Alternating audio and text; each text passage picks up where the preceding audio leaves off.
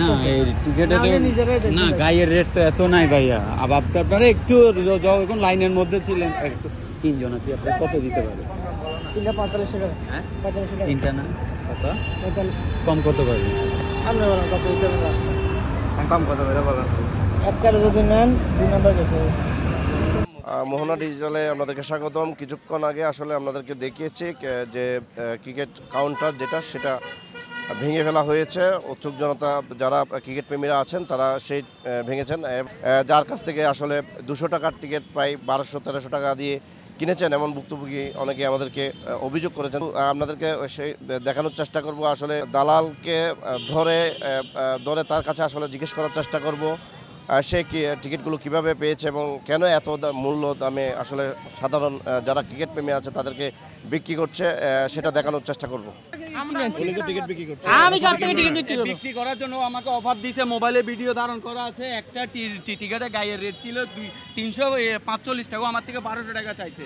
মোবাইলে ধারণ করা আছে আমার। শুনেন মোবাইলে আচ্ছা আমি বলি আগে, আমরা ওইখানে টিকিট কাউন্টারে টিকিট কাটতে গেছি, সিরিয়ালে ছিলাম।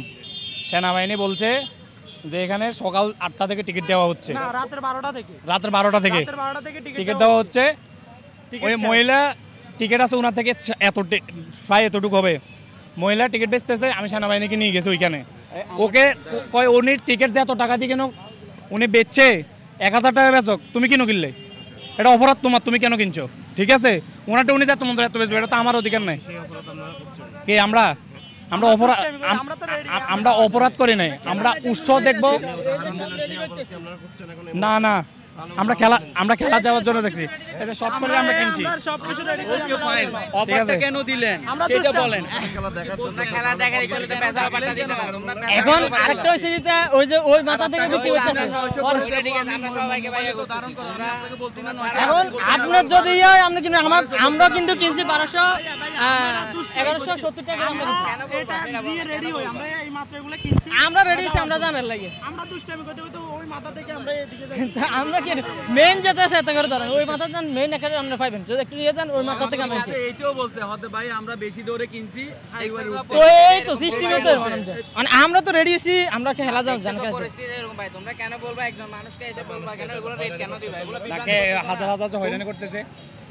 সেটা ধরে দেন, আমার বেশি কেন হয়রানি করবেন? শুনেন, হ্যাঁ আচ্ছা আমরা যদি আপনাদেরকে কেউ হয়রানি করলে ধরে আচ্ছা ভাই আশ্চর্য দেন, প্রমাণ আছে আমার ভিডিও হ্যাঁ। ধারণ করা আছে।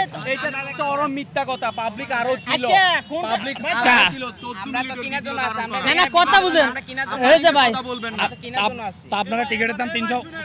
এখন তোমরা আচ্ছা ওই কি হইছে? হ্যাঁ বলেন স্যার। আমি বলতেছি আপনার কি সমস্যা? আমি টিকিট কেনার জন্য আসছিলাম, হ্যাঁ। ওকে কাউন্টারে পাইনি। কাউন্টারে কেন কিনবেন? আপনি শুধু ওনার কাছে কেন আসছেন? উনি কি দোষ করছে?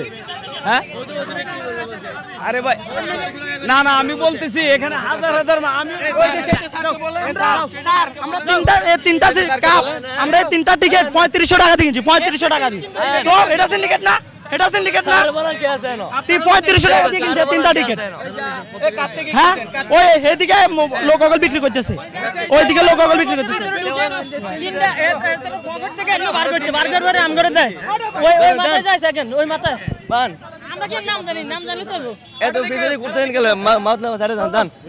দেশের মধ্যে যে একটা এই যে সকাল 9টা পর্যন্ত আমরা ওইখানে দাঁড়ায় আছিলাম, কোনো টিকিট পাই নাই। আমি কেন টিকিট পাই নাই?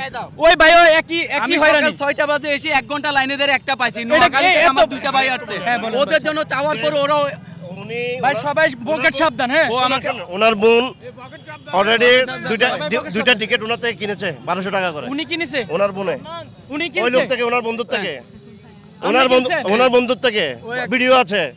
আপনি ওনার কাছ থেকে হ্যাঁ ভিডিও আছে। উনি বাঁচানোর জন্য কি জন্য আসছে আমাকে উত্তরটা দেন। আমি তো বাঁচানোর জন্য আসছি না, আমার বন্ধু এসে খেলায় দেখতে আসে উনি হ্যাঁ আমাকে তো জানা। তুমি যদি ওনাকে চিনো বা ওনার ফ্রেন্ড সার্কেল হয়ে থাকো তাহলে ওরা তোমার থেকে চলে গেল, তোমার কি রকম বন্ধু? তুমি না কথা হইলো এজন্য আমি সরি বলছি তো।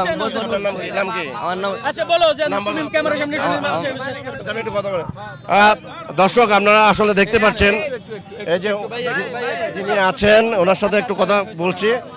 আসলে ওনার সাথে যারা আসছিল তারা টিকিট ব্ল্যাকই করছেন এবং তাদেরকে চিনে, কিন্তু ওই যে চিনারটা চীনের প্রেক্ষিতে আসলে তাকে বাঁচানোর চেষ্টা করেছিল, কিন্তু উনি এটার সাথে জড়িত না এমনটাই আসলে আমাদেরকে বলছেন। আপনার বউ স্বীকার করছেন কিনা? হ্যাঁ অবশ্যই অবশ্যই। এই যে আপনার বন্ধুরা যাদেরকে বাঁচাতেছেন তারা আছে এখন? না তারা তারা চলে গেছে।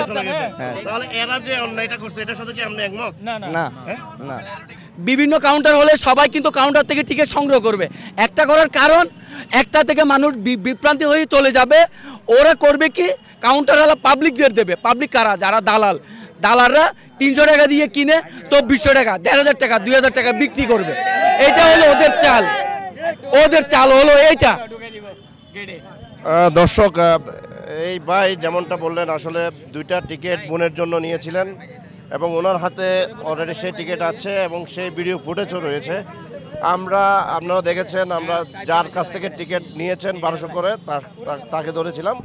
যেহেতু আমাদের কাজ না তাদেরকে কোনো ধরনের হয়রানি করা, আমরা জানার চেষ্টা করেছি এখানে এই কাজ করছে। আসলে দালালদের কারণে এই যে সিন্ডিকেটের কথা ওনারা বলছেন বারবার, সেই সিন্ডিকেটের কারণে বিভিন্ন জায়গা থেকে আসলে যারা এখানে এসেছেন খেলা দেখার জন্য, তারা খেলা দেখতে না পেয়ে একদম হতাশা, যেটা দুঃখ সেটা প্রকাশ করছেন এবং বিসিবির যে অবহেলার কথা বারবার বলতে যাচ্ছেন, এটা থেকে রেহাইয়ের জন্য আসলে এই স্টেডিয়ামের আশেপাশে আরও কয়েকটা কাউন্টার যদি করা হয় তাহলে এই খেলাগুলো সবাই টিকিট নিয়ে দেখতে পারবে, এমনটাই আশা করছেন। এই ছিল আমার কাছে যে সাগরিকা স্টেডিয়ামের পাশ থেকে সর্বশেষ।